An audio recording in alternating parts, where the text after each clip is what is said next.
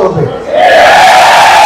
কোন বিচ্ছিন্নতাবাদী, কোন অনুপ্রবেশকারী, কোন দুষ্কৃতিকারী, কোন স্বৈরাচারের দোষর বিএনপিকে জায়গা দেওয়া যাবে না, জায়গা হবে না।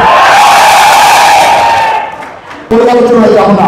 তারেক রহমান যেভাবে চায় সেইভাবে যারা চলতে পারবে তারাই এই দলের প্রকৃতি করবে। নিজেকে সংশোধন করবেন। একটি জিনিস মনে রাখবেন, সরকার আপনার পক্ষে না, আওয়ামী লীগ আপনার পক্ষে না, তৃণমূলের শত্রু।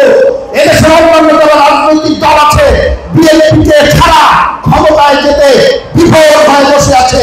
আপনি একমাত্র রাজনৈতিক দল যে মানুষের প্রতিনিধিত্ব করছেন। আপনার সাথে আছে যে, আপনার সাথে ভারত, পাকিস্তান, ইন্ডিয়া, আমেরিকা, যুক্তরাষ্ট্র, যুক্তরাষ্ট্র, ইংল্যান্ড আপনার সাথে আছে। ওদেশের মানুষ, এদেশের জনগণ, সেই জনগণ ওই জনগণের আস্থা যদি অর্জন করতে পারেন তাহলেই আপনি সশরীরে সরকার অস্তিত্ব টিকিয়ে রাখেন। যদি ভুলে যান জনগণের আস্থা অর্জন করতে, আপনি কিন্তু ক্ষতিগ্রস্ত হবেন, আবার হারিয়ে যাবেন। আমরা কেউ হারিয়ে যেতে চাই। আমরা বেগম খালেদা জিয়ার চোখে আপনাদের অশ্রু দেখতে চাই না। আমরা তারেক রহমানের মুখে হাসি দেখতে চাই। আমরা এদেশের মানুষের মুখে হাসি দেখতে চাই। সেই জন্যই এই রাষ্ট্র সংস্কারের আগে এই প্রথম কথা হচ্ছে আমাদের নিজেদেরকে আগে পরিবর্তন করতে হবে। সর্বশেষ কথা বলবো, আপনারা যখন রাজপথে, দেশের পথে প্রান্তরে কাজ করেন, রাজনৈতিক কর্মকাণ্ড ব্যক্তিগতভাবে চলাফেরা করেন, আপনাদের মাঝে বেগম খালেদা জিয়া এবং তারেক রহমানকে মানুষ খুঁজে বেড়ায়। ওনাদেরকে আপনাদের মধ্যে খুঁজে বেড়ায়, আপনাদের মাঝে তাদের প্রতিচ্ছবি মানুষ দেখতে পায়। আপনার ব্যবহারের মাধ্যমে, আচরণের মাধ্যমে যদি কোনো মানুষ কষ্ট পায়, এই কষ্টের প্রভাব দিয়ে বেগম খালেদা জিয়া এবং তারেক রহমানের উপরে। আপনি যদি সমাজে কোনো অপকর্মের সাথে লিপ্ত থাকেন, সবার আগে একটি জিনিস মনে রাখবেন, আপনার বাবাকে সবার আগে গালি দেবেন। তারপরে রাজনৈতিক কর্মী হিসেবে বেগম খালেদা জিয়া এবং তারেক রহমানের সম্পর্কে খারাপ ধারণা।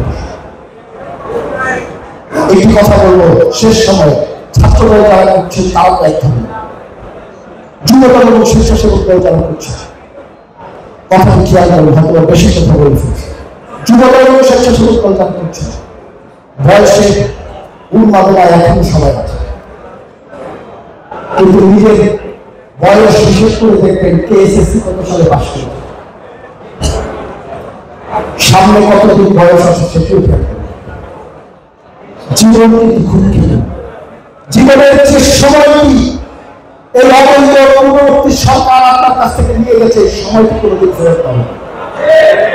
এই কিন্তু যারা যুবদল, স্বেচ্ছাসেবক দল ভাইরা বসে আছেন, জীবনের মূল্যবান সময়টি আপনি মানুষের অধিকারের জন্য লড়াই করেছে, এই শেখ হাসিনা আপনার জীবন থেকে কেড়ে নিয়ে গেছে, কোনো দিন ফেরত পাবেন। আপনার মনে আছে আপনার বাবাকে অসুস্থ হসপিটালে দিতে পারেন না, পুলিশ আপনাকে কারাগারে নিয়ে রেখেছে অথবা দাম করে দিয়েছে, আপনি ওই সময় তখন ফেরত পাবেন। আপনার সন্তান ছোটবেলার স্ত্রী হসপিটালে কাজ করছে, আপনি পুলিশের ভয়ে তার কাছে যেতে পারছেন না, এই জিনিস বলবে না, এই সময় ফেরত পাবেন। অনেক কিছুই ফেরত পাবেন না, যেটা ফেরত পাবেন সেটা তারেক রহমানের দিক নির্দেশনা দিয়েছে, মানুষের ভালোবাসা অর্জন করতে হবে। আপনাদের মধ্যে যেমন তারেক রহমানকে মানুষ খুঁজে বেড়ায়, পরিষ্কার কথা, তারেক রহমানও কিন্তু আপনাদের মাঝখানে ভবিষ্যৎ নেতৃত্ব এবং জনপ্রতিনিধিদেরকে খুঁজে বেড়ায়। যে পরীক্ষায় উত্তীর্ণ হতে পারবেন, সে নেতাও হবেন, জনপ্রতিনিধি। আর যে উত্তীর্ণ হতে ব্যর্থ হবে সে রাজনীতি থেকে শিখতে যাবে। আমি শেষ কথা আবারও বলে যাচ্ছি, অনেকেই মনে করতে পারেন কেউ তারা আসে এরকম বলে চলে যায়, বক্তব্য শুনছি, কোনোটা ভালো লাগছে, খারাপ লাগছে, বাইরে যাবো, একটা চা খাবো, চা খেয়ে নিতে তাদের চলে যাবো। যদি কেউ এরকম মনে করে থাকে, ভবিষ্যতে আল্লাহ বাঁচিয়ে রাখলে আমাদের সাথে আবার দেখা হবে, ক্ষতিগ্রস্ত হবে। এখানে দাঁড়িয়ে বলে গেছি অনেকেই নেতা হয়েছে, অনেকেই হয় নাই। যারা হয়েছেন তাদের সাথে যেমন আমাদের দেখা হয়, যারা হয় নাই তাদের সাথে কথা যদি না শোনেন, তারেক রহমানের নির্দেশনা যদি বুঝতে পারত, আবারও আপনাদের সাথে আমাদের দেখা হবে।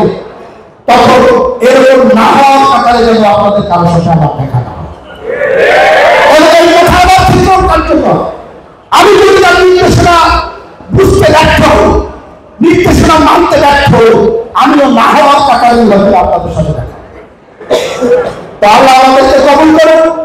লড়াই সংগ্রাম দীর্ঘদিন করেছি, আমরা সফলতার কাতারে থাকতে চাই, আমরা দলীয় ব্যাপারে সফলতার কাতারে থাকতে চাই, রাষ্ট্রীয় ব্যাপারে সফলতার কাতারে থাকতে চাই। আপনার আমার নেতৃত্বে আমরা যেহেতু লড়াই সংগ্রাম সফল করতে পেরেছি, আল্লাহ রাব্বুল আলামিনের কাছে অশেষ রহমত। আমরা আজকে এখানে আপনি আমি এখনো বসে আছি, আল্লাহর কাছে কিন্তু বিশেষ শুকরিয়া আদায় করছি। যারা নিহত হয়েছেন তাদের প্রতি শোক এবং সেই পরিবারের পাশে যতদিন জীবিত থাকবো আমরা সবাই আমরা থাকবো এই প্রত্যাশা রাখছি। এবং সর্বশেষে যে দুই তিনটি কথা বলে যাবে এক বাক্যে, তাদের আমাদের চূড়ান্ত বক্তব্য, আমি যদি বুঝে থাকি মানুষের সম্মান আপনার কাছে নিরাপদ থাকবে। ছাত্র সমাজের কাছে ছাত্রদের দ্বারা করেন ছাত্রদের সম্মান, ছাত্রদের ইজ্জত আপনার কাছে নিরাপদ থাকতে হবে। সাধারণ মানুষের ইজ্জত, জানমালের হেফাজত আপনার কাছে নিরাপদ থাকতে হবে। সাধারণ মানুষের যে স্বাভাবিক মর্যাদা, সেই মর্যাদা আপনার কাছে নিরাপদ থাকতে পারবে। যারা এই থাকতে হবে, যারা এই নিরাপত্তা পেতে পারবে।